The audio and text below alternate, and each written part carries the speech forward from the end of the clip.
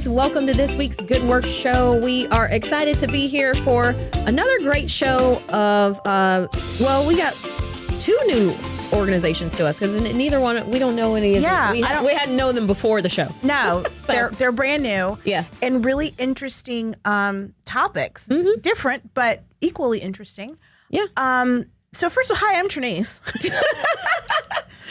Did I introduce myself? No, I'm Elaine. But We're here every week. isn't it on the thing? Isn't it like on I guess so, yeah, on the intro. The intro? We just assume that people know. So, but I feel like we should let you know, Trinice and Elaine are here. That's right. We're back. Because sometimes it's not us.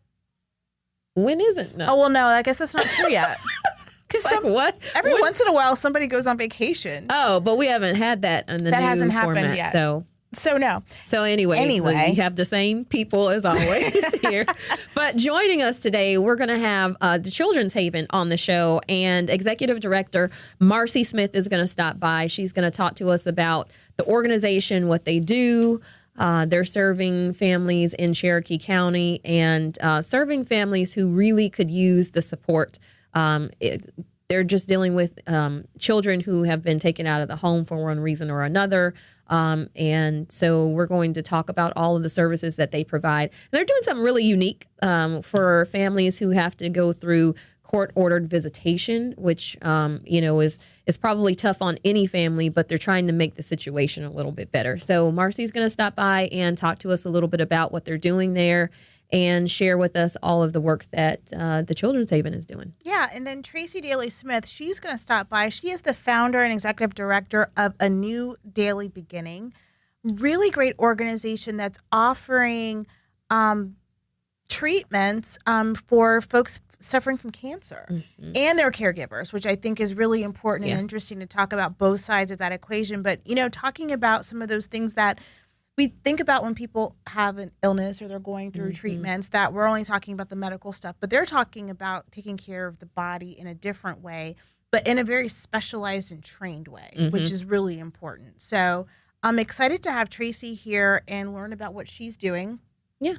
And the folks that she works with. Yeah. And so we definitely have to thank Joe, who works here at the station, for referring Tracy to us. Yeah, we love a referral. I know. So. Yeah, and we just had. She's like, "Oh, would you be interested?" We're like, "Absolutely, we'd be interested in that." So that being said, if you know of an organization that you think should be featured on the Good Work Show, by all means, make sure that you.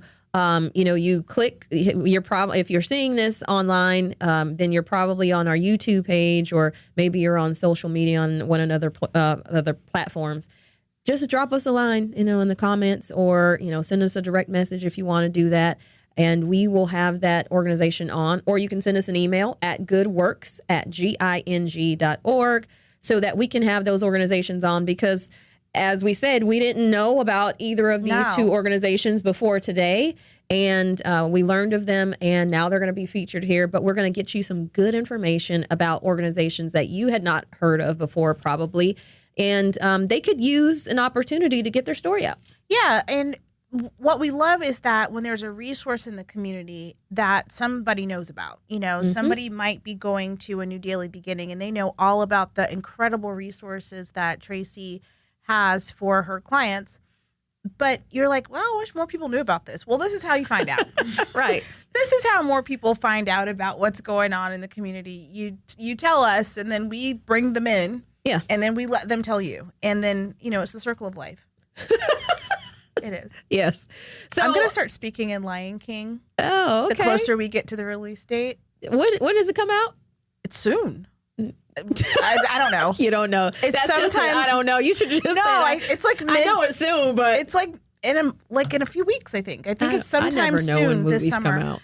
But we talked about how excited I am about this. Yeah, we did talk about that. This is, I think it's going to be really. I've been real anti-movie theater for the last few. I don't know, probably the last maybe 5-10 years. Maybe not 10, but probably like at least 5. I don't think any movie theater is clean. So I just can't. And I'm they aren't, the type of person who needs to pause and rewind. You're one of those. No, because I missed something, and I'm like, they had to have said something that was real important because there's something that happens after that. So I need to rewind and hear what they said. If I don't hear it, then I miss it, and I feel like I miss a part of the thing. So I want to. I also feel like movies have gotten longer. Probably, yeah. So they want you to get some more popcorn. Well, but when do you go?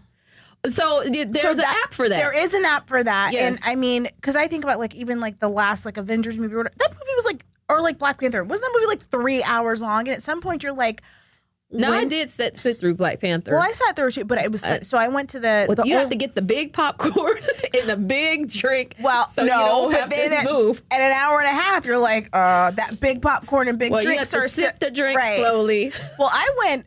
That movie, because it was impossible to get tickets to, I went to the 8 a.m. showing on a Sunday morning. Ooh. So I had coffee in a thermos. That was how I watched that movie. Yeah, I wouldn't. I went on a Saturday. I had a good time. It was like Saturday at 8. But I'll say this, that theater was packed. Oh, there wasn't packed for weeks available. Yeah. But I will say, I'm not going to tell anybody where it is because I don't want anybody to overrun my movie theater. But there's a theater that I have found that they've got the full reclining seats. Mm-hmm. They heat up. So the seats are That's warm. nice. They've got seat warmers in them. See. And it's small. Now your germs are now the germ thing is just getting worse. No. You boiling up you're boiling up the stuff. So I found this theater though, in the winter, and it was a cold, rainy day. So I go in there, and I'm like, okay, so I'm in here, and it's cold because it's a movie theater. And the seats warm up, and they're leather, and they fully recline, and you got the thing, and it's a small theater. It's only got about 8 screens, so it's not that overly oppressive, crazy thing going on. So this is my new. So I'm not telling you all. We share about the nonprofits, but the theater that I found that I love, I'm not going to tell you all about it because you don't want anybody to go ruin it. No, they need to make a seat cover for the thing. Well, just bring Clorox wipes and wipe them down. So that's too much. That's too much work because then I have to throw them away and then I have to touch. I don't want to really. So this is how. I fly this way though. So I'm always appalled when I see people who fly who wear short sleeves. Oh yeah, no, I don't do that. I wear a hoodie.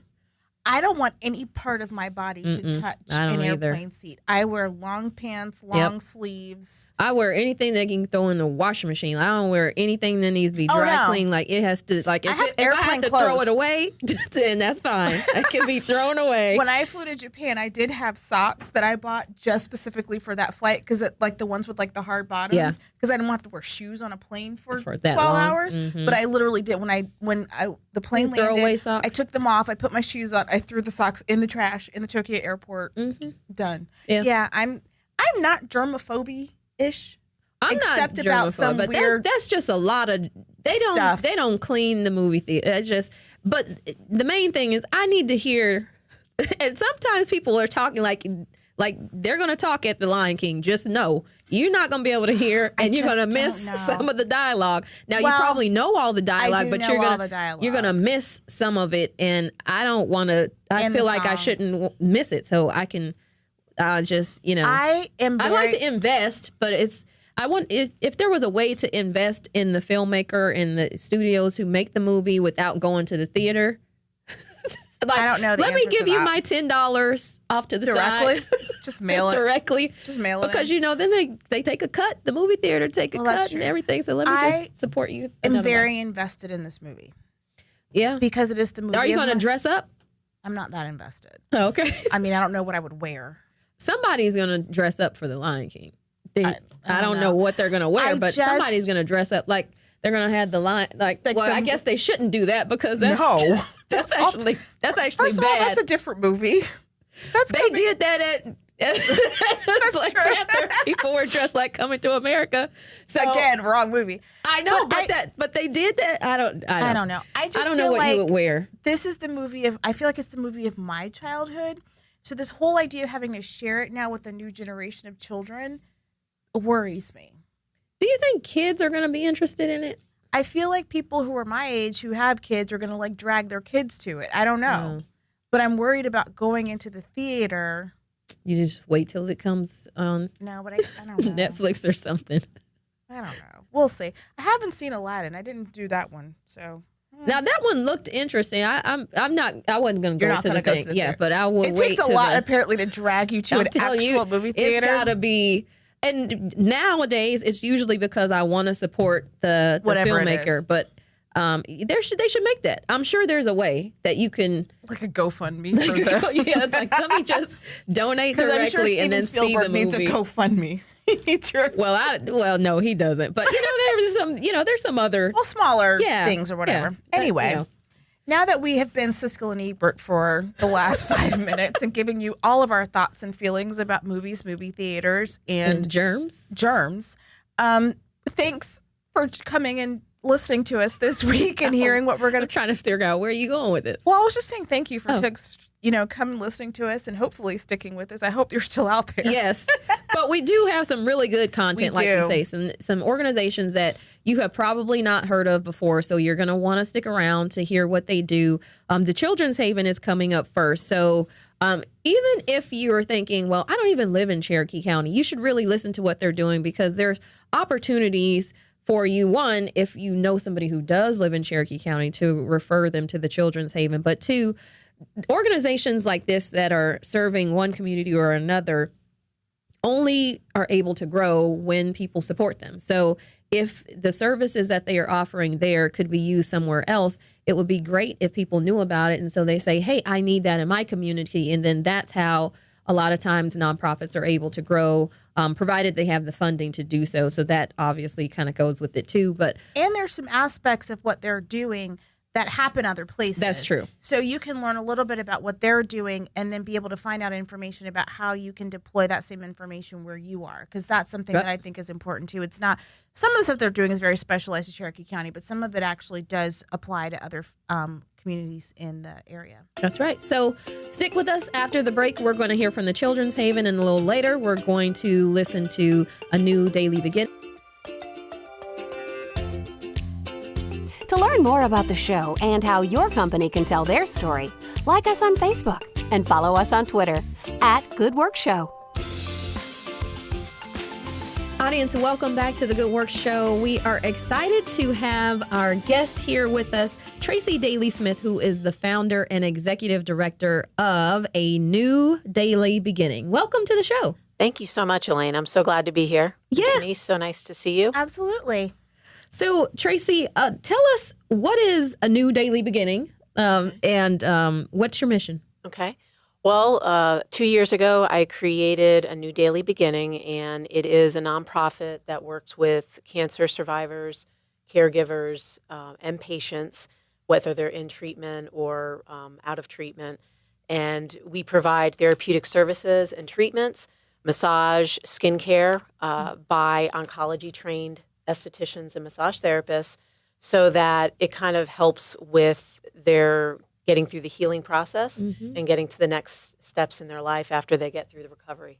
Cool. Yep. So talk to us a little bit about that. So, because it sounds specialized, oncology aesthetics. Yep. So what is it?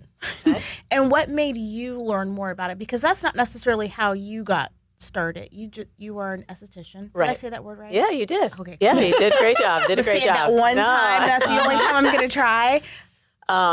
So oncology aesthetics is a specialized training that an esthetician can pursue after being licensed in the state that they are in. And it's usually about a 3 to 4 day training. And what it does is it teaches them about how to care for patients that possibly are in treatment and or survivors, so that they don't cause any reactions with their skin and or doing improper massage techniques, etc. With them going through treatment and after, they will have side effects. And especially during treatment, ironically enough, the cancer isn't what really is the bad part for these people. It's more of the treatments, the drugs that they're going through, the radiation, etc.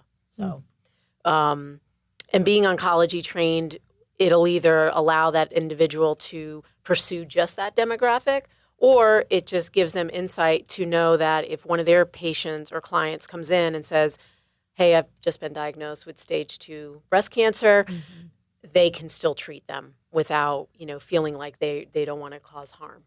And what made you decide to go ahead and get that secondary certification and become kind of focused in and to found the organization? What led you to do that?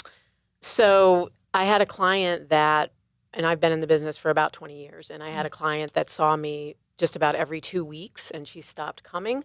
And I reached out a couple of times, and then finally she contacted me after a month, and she had been diagnosed with esophageal cancer.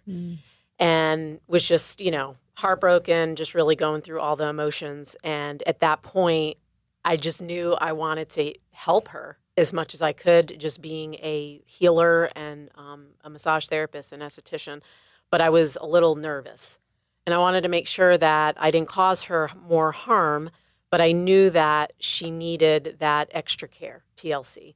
So I started doing more research about it, and that was kind of why I pursued it, because I just felt like my hands were a little tied, and I didn't just want to Google something and just go, oh, yeah, do this, and then find out later that wasn't really true. So, yeah. So I'm just curious, what actually can happen? I mean, because this is like really foreign to me. So, you take medications, and sometimes, for the most part, all I've ever seen is just stay out the sun.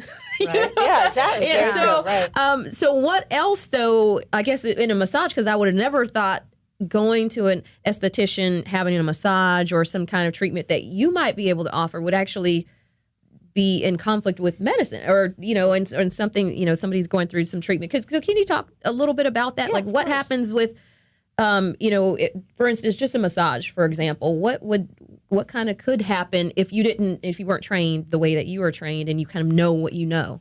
So a lot of the medications that they take can cause different skin issues. So I'll start with the standpoint. I know you asked for massage. Yeah, from sure. the standpoint of the skincare, and severe dryness, open wounds, just things that, sores that they're dealing with. And, individuals that receive radiation, 85% of them will have some type of severe skin reaction. Okay. And not to say that the medical profession doesn't let them know about it, but they're not really there to treat the skin. right. It's Right. more about dealing with the cancer and making sure that they get past that. So having someone that's specialized in it can really make a difference. And then from the massage standpoint, a lot of individuals might have lymph nodes removed in the process. And any dealings with the side that they have the lymph nodes removed, you have to use a very light technique. You have to stay out of certain areas. Maybe if they had a port, you have to position them a particular way to make sure that, you don't cause any aggravation of where they had surgeries. You need to make sure that you know how long has been their surgery and those types of things. So questions that a massage therapist, when, someone that's not oncology trained, would be looking at their medications, but someone that's been oncology trained will have a little more insight about, oh yeah, that's a chemo drug.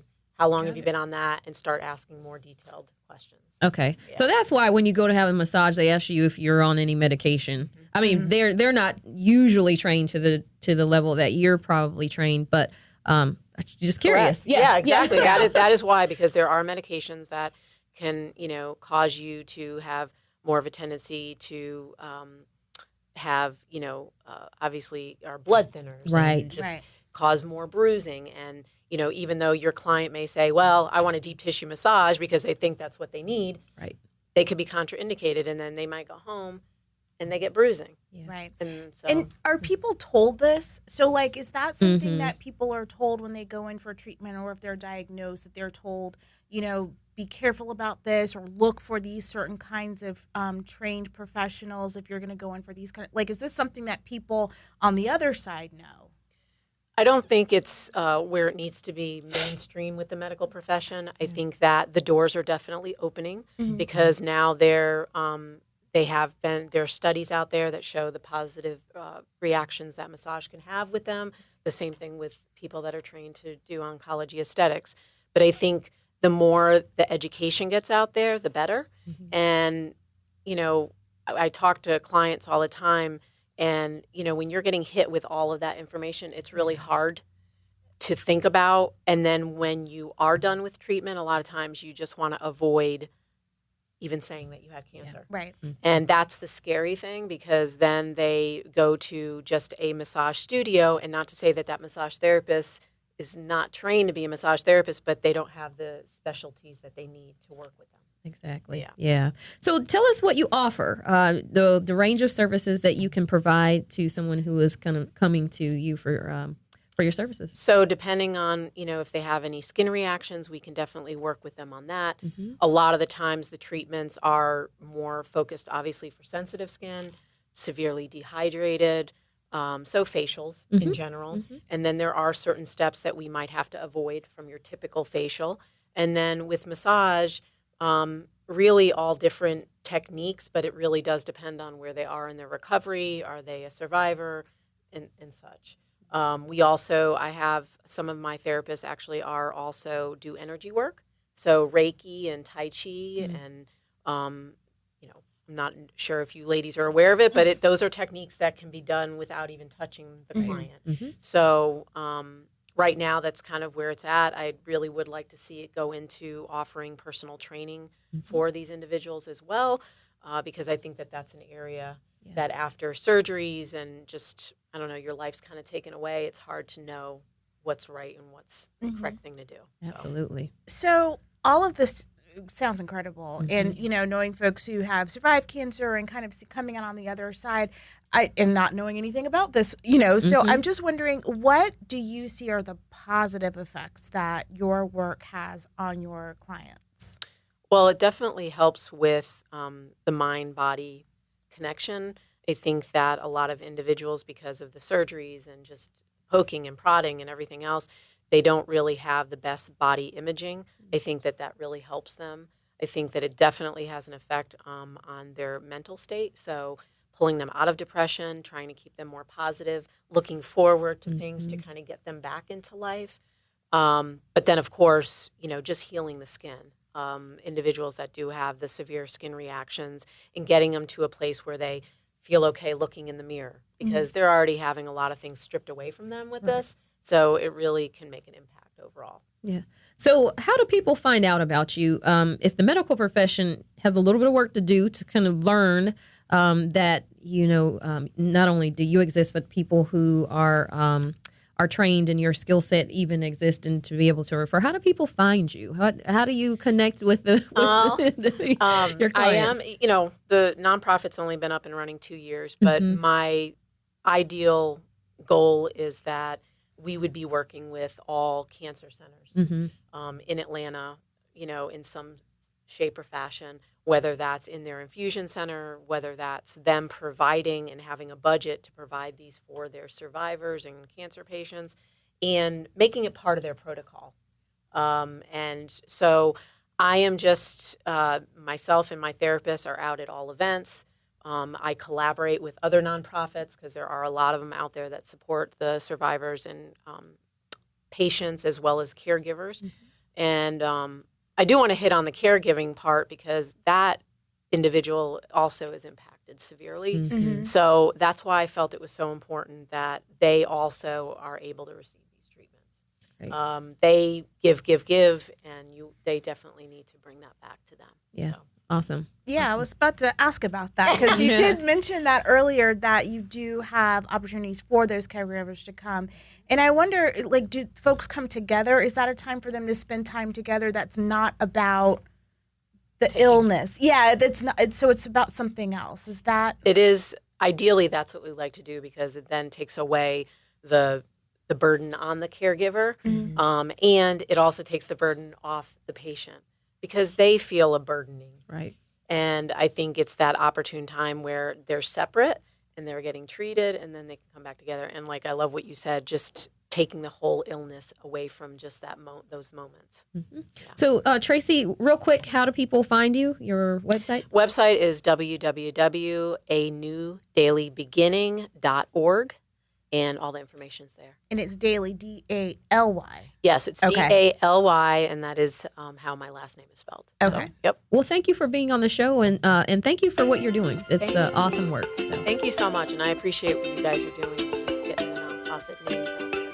So, absolutely. You're listening to The Good Work Show. To learn more about the show and how your company can tell their story, like us on Facebook and follow us on Twitter @Good Work Show. Audience, welcome back to the Good Work Show. We are excited to have Marcy Smith in the studio with us, and she is the executive director of the Children's Haven. Welcome to the show. Thank you so much for having me. I'm glad to be here. Absolutely. So tell us about the Children's Haven. What is it and what's your mission? The Children's Haven is a nonprofit organization. We're located in Cherokee County, and we promote the health and happiness of children who are impacted by abuse or neglect. Cool. Well, I said cool, and I didn't mean that in the sense that, anyway. Okay. I understand. Unfortunately, that our services are yes, needed. But We're doing great that work. you're doing the good work. Yes. Sometimes it's kind of weird how that just pops out. Anyway, so talk to us a little bit about what issues are affecting the kids that you're working with. Yeah, definitely. We are seeing about 350 kids coming into foster care in our county. And fortunately, we're doing a lot of great work and partnering together with our local Department of Family and Children's Services and trying to make sure that more kids are returning home with services rather than coming into care. But some of those factors range from substance abuse issues to issues that are surrounding poverty, like homelessness and unemployment, that are affecting families' abilities to take care of their children. And then, unfortunately, we do see instances of physical abuse and sexual assault that results in children coming into care. The number one reason that children do come into care is neglect. And a lot of times, especially in our county, right now what we're seeing is that has a lot to do with substance abuse from the families. Wow. So you've got a couple programs that you offer at the Children's Haven, and one of them addresses the turnover rate for child welfare workers. So, folks like CASA. And so tell us kind of how that works and how CASA actually helps with your services and the programs that you offer. Sure. CASA is our flagship program for the organization. We have been doing CASA work, which stands for Court Appointed Special Advocates, for about 25 years in Cherokee County. And the role of a CASA is a volunteer role. So we have staff members who manage these volunteers, but we are fortunate to have about 130 CASAs in Cherokee County who have volunteered to give up their time and their energy and their love and their resources to support children while they're in care.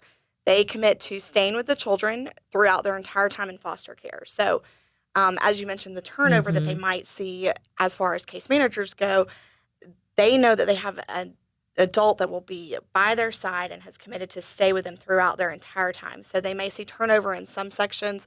They may meet a lot of new faces when they're having to go to court and therapy and new doctors and foster families. But the CASA is going to be a lot of times the one constant in their life. And that can have a tremendous impact on the security and safety that a child feels. And also knowing that this one adult has committed to learning everything there is to know about this child so that they can be the very best advocate for them inside and outside of court to make sure that we find them a permanent home as soon as possible. Yeah. What I would imagine that does have, outside of just kind of having a steadying presence, just kind of a additional benefit for the kid, feeling like there is someone who cares about me, especially if, the folks that are supposed to can't or don't. So how does that affect even just the mental state of kids to have a person who is committed to them? Absolutely. We've done surveys among the children that we've served and among our CASAs, and we've been able to really have data to back up and show that the emotional well-being of the child is much greater when they have a CASA assigned to them. And it's because they have that security and that confidence in an adult.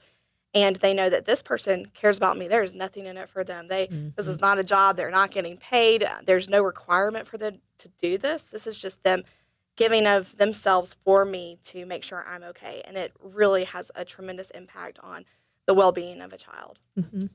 So you have another program. You have a visitation program. Yes. Yeah. So talk to us a little bit about that. Tell us kind of what's entailed and what does that mean? Sure.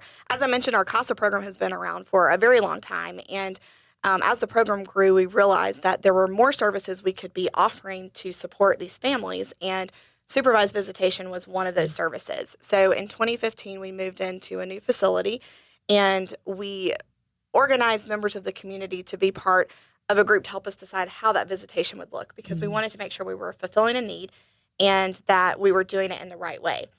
oftentimes when a family is separated by the child welfare system and the court has supervised visitations ordered for them. So it could be 2 hours a week, it could be 4 hours a week.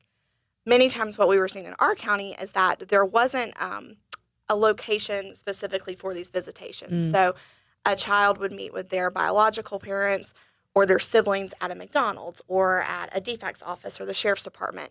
And these were very cold environments out in the community, so it didn't really offer the intimacy to facilitate that bond and making sure that we're providing the best opportunity for these families to reconnect and to be together. And so that's how our visitation program was developed. We have a wonderful one-room facility that has a living room and a kitchen and a playground all attached, and the families are able to partake in family activities like cooking dinner together or doing homework at the kitchen table. They can sit on the couch and read a book. There are toys for every age group, and everything from the monitoring is done in a closed-circuit room. So we have microphones and speakers so that we can hear, and we have video cameras so that we can efficiently monitor the visits, but it's all done behind a window so that they don't have someone that is right there in that space with them, and they can really act as parent and child. We've seen a lot of great success from this. Our staff members who oversee this program are also trained to offer parent coaching, and they step in when needed. They work on goals with the parents before and after the visit so that we make sure they're making progress in their parenting skills as well as their bonds with their children are remaining intact. Yeah. How do they find out about the home? So if there's a family and the mother or father is ordered to do visitation, do they get a referral to the Children's Haven, or how do they find out that this exists versus, let's meet up at the local restaurant? Sure, and they come to us in a few different ways. We do have a great relationship with the court system, and a lot of times they are court ordered to be at the Children's Haven. Okay. A lot of times their caseworkers at DFACS will recommend that they come to the Children's Haven. And then we have families who find us. Our website is CherokeeChildren'sHaven.org, and families will reach out to us and ask if they can have visitation and if we have slots available for them. We keep a pretty full calendar because I'm sure. people I would like imagine. the setup. Yeah. You've got one room Yes. for 350 some odd families potentially. Yes. They get a lot of one-on-one interaction and special care from our staff too, so that's an added bonus. Mm-hmm. Right. That sounds incredible. So I just wonder, do you have a story that you can share with us about a family or about one of the children that you work with, and just how it just seems like what you're offering is it's all the mandatory stuff, but it's so much more. It's the nurturing. It's the stuff that makes a situation that's bad not terrible, and you can deal with it and maybe even have a little bit of positivity to it. So Sure, and we do in the work that we do, there's a lot of heartbreak, but we try to celebrate those happy stories and the successes that we see and the real impact that volunteers are able to make in the children's lives. One story in particular to our visitation center happened just a couple of weeks ago, and we had a mother who has visitation with her 1-year-old about once a week for 2 hours. So that's not a whole lot of time to spend with your baby. And it was just so wonderful the way that it happened because that child actually took her first steps during her visit. Oh, wow. Right. So her mom got to see it, and otherwise her mom would not have had that moment. And we were so happy that we were able to have a place where we could facilitate something like that because that could never be taken away from either one of them, and that was truly special.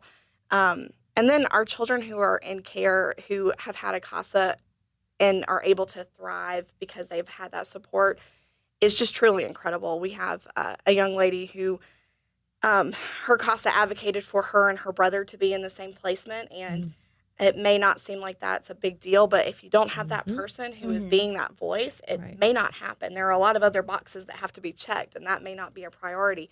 But this CASA worked really hard to make sure that they were placed in the same home and that they could have that bond together, and then to see both of them thrive. This young lady, she is in the military now. She graduated as valedictorian and homecoming queen. It's absolutely incredible just to see what can happen when they feel like they have that support and somebody lifts their own voice to make a difference for the children. Yeah. So how's the Children's Haven funded? I mean, because this is a lot of work, obviously, to maintain, the visitation room, it's got to be kept up. You've got toys for all ages. Somebody's got to buy the toys, you know? So how does all of that get funded? Absolutely. We are very blessed to be part of a giving community. We receive about 60% of our funds from state and federal grants. 20% comes from foundations and other community support, and then about 20% from individuals. And we're really proud that we currently have the highest ranking that an organization can get from GuideStar, which is a charity watchdog organization. And that ranking reflects our commitment to financial transparency and organizational management. So that's something very important to us and our board of directors, and making sure that we're good stewards of the dollars that are given to us to support the kids. Fantastic. Yeah. So donations, 20%. Yes, absolutely. Individual giving. Yes, absolutely. Yeah. Yeah. So you operate in Cherokee County. Is there another organization like you that operates in other parts of the area, or are you guys kind of out there on your own? Yeah, we have some unique things about us for our area. Our visitation center is very unique to that region. Our CASA program is affiliated with Georgia CASA and National CASA, and there are over 40 CASA programs across the state. So we work together with that network to make sure that we're providing services as far reach as we can. Mm-hmm. So, Tracy, we've got about a minute. Marcy. I don't know why I wanted to call you Tracy. I know why, because we had Tracy on the show recently. But so, Marcy, we've got about a minute left. How do people find you on the internet? Because you mentioned GuideStar, and we kind of know all about GuideStar. But so they definitely you have a website where people can go and they can sign up and learn more. Can you give us that? Yes, CherokeeChildren'sHaven.org, and also on social media, on Facebook, we're the Children's Haven, and also on Instagram and Twitter. And we'll place needs that we have for our clothing closet that we operate for foster kids, different programs and different opportunities to engage with the organization across those platforms. Okay. So we're going to take a break, and we're going to come back, and maybe you could tell us a little bit more to kind of how people come to you, but then sort of on the back end, some of the things that you've seen that have changed, maybe some families that have gotten put back together. So some of those success stories. So can you take a break and come back? Sure. You're listening to The Good Work Show. To learn more about the show and how your company can tell their story, like us on Facebook and follow us on Twitter @GoodWorkShow. Audience, welcome back to The Good Work Show. We are excited to have the Children's Haven represented here by Marcy Smith, who is the executive director, organization that is serving families and children in Cherokee County, 350 families, in fact, and doing great work there. You have a CASA program, court-appointed special advocates, and then you also have a visitation home, which we talked a little bit about in the first segment, and it's really an interesting concept, but very, very much needed, and it's pretty cool. I mean, you giving families an opportunity to have visitation in a home-like setting versus, maybe at the park or at their, local restaurant or something like that. So a little bit more intimate. But so we talked a lot about the organization, the programs that you offer, but we kind of at the tail end, we were talking about how you get funded, and you do have a number of grants and a very giving and supportive community. 20% of that, though, comes from individual giving. So fundraising, tell us a little bit about how the Children's Haven does that and how folks who might be listening can contribute if they so choose to. Sure, thank you. Yes, we are very blessed to be in a giving community and people that believe in our mission and want to give to it to make our work possible. People can give online at CherokeeChildren'sHaven.org, and we have options for monthly giving and one-time gifts, and they go a long way to directly support our mission and the children that we're serving. We are part of the Canton Duck Race, which is an inaugural event, and we're really looking forward to it. That will be August 17th, and I think about 5,000 rubber duckies are going to float down the Etowah River. And Cool. So that website is cantonduckrace.com, and people can purchase their ducks and designate the Children's Haven to receive the proceeds from their purchase. Oh, great. And then we'll be out on that day to see who wins. There are lots of great prizes, and we're excited to be a part of it because part of those proceeds will come back to our organization and support our work. Now, I've never seen a duck race. Do you modify the duck? Or is it just luck of the duck? I think they're numbered, and the rubber duckies put it in just there are and dropped in a big net. So it's just whatever duck catches the I current? think so. They do have different levels of ducks. So there's a silver duck that is I think it's worth $100, and then the winner wins $2,000, and then there's a yellow rubber ducky. Okay. So a few different levels that people can get engaged, but they'll drop them in a big net, and we'll watch them float down the river and see who wins. And there'll also be prizes for the nonprofits participating, so we're really excited about great. it. That's Yes. cool. Get behind your duck with like a band. Yes.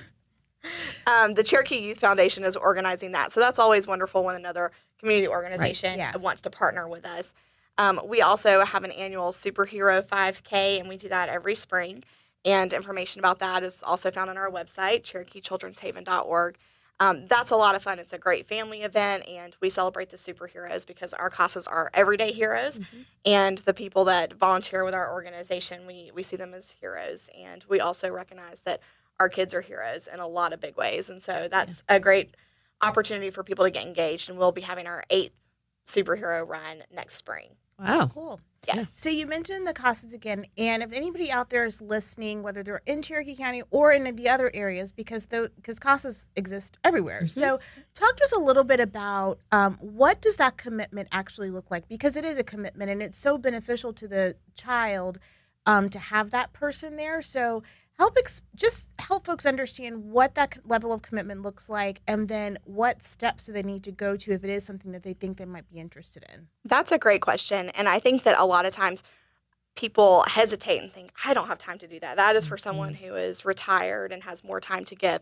But we have a great balance of people who are retired and people who are working full-time and parents themselves, and I think that there's room for anyone to add this into what they do and what they're passionate about. Our CASAs go through 40 hours of training. This is a national curriculum, and we're really proud to offer it because it really equips them to be able to be thrown in these really tough situations and know how to appropriately deal with them or find answers and navigate the system.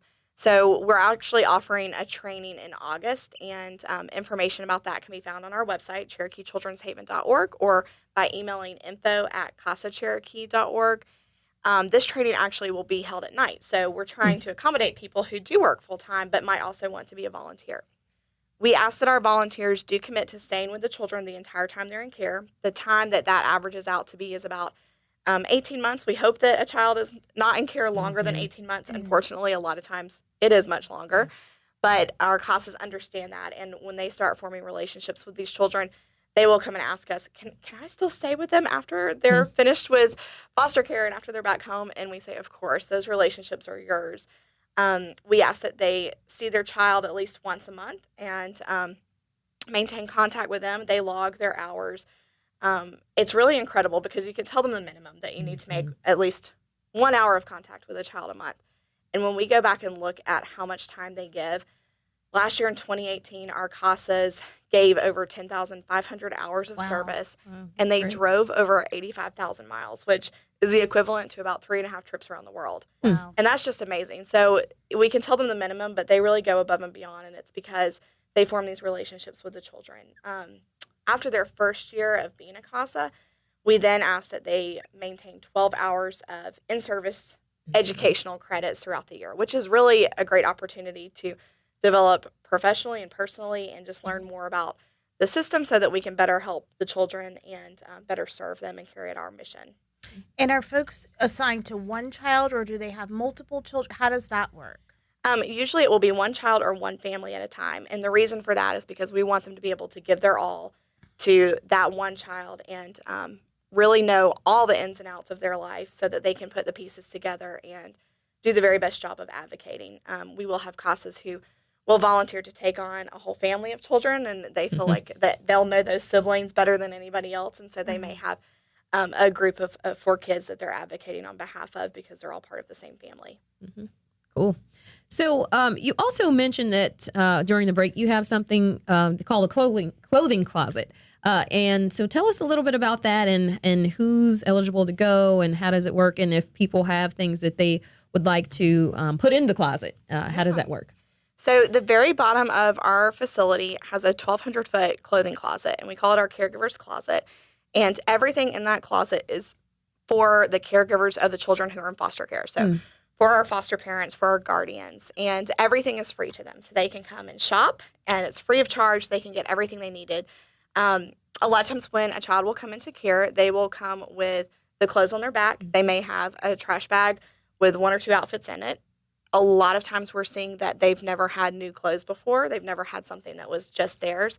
And for that reason, the clothing that we have for the families to access, most of it is all new. Yeah. We do have some gently used items, but we always tell our donors that we want to make sure that these clothes are clothes that your children would want to wear, because we want to make sure we're giving the very best to these kids, because it may be the first time they've had something given to them that was just theirs. We also take toiletries. We always need everything from shampoo to conditioner to toothpaste and hairbrushes, everything from infants to teenagers. We have toys and books and baby items like bathtubs and walkers and strollers and high chairs. It's incredible to think about all the pieces that you may need if a child comes into your home on a Saturday night or, a first thing Monday morning, and you've got to kind of piece together all of these needs. So our foster families can come anytime to go shopping and get what they need, and they can take as much as they need, and then we will put a call out into the community of what we actually need to restock our shelves with, and we are blown away by the generosity of people who just drive up and fill those needs right away. And so it's been a great cycle to see things come out and go in, and we know that they're going into the hands of people who need them the most. Fantastic. So we've got probably about 3 minutes left. What else? What's next for the Children's Haven? So you've got these great programs that are running. You're serving lots of families, hundreds of families across Cherokee County. What's next, and what's the next iteration? What are you looking forward to? Thank you for asking. We are definitely growing, and it's been exciting. Unfortunate that the need for us is growing, but we're looking to grow in other ways. So with our visitation and our CASA program, we're really servicing people after trauma has happened. Yeah. And we really want to start looking at being more proactive and being on the prevention side.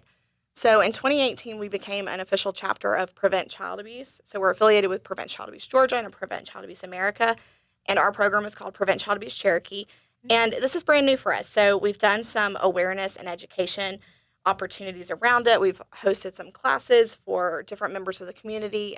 One of those was Youth Mental Health First Aid, where we partnered with Georgia State to empower people and get them certified to work with young people who may be struggling. But I think that this program is going to also offer us an opportunity to provide supports to parents and really work on doing some of those preventative measures before children come into care. So hopefully we'll be able to offer some parenting supports and classes directed toward young moms, teen moms, teen dads, and families who have maybe had a previous history with DFACs that need a little bit extra support so that we can focus on the reunification and the prevention. Wow, that's great. Yeah, Yes.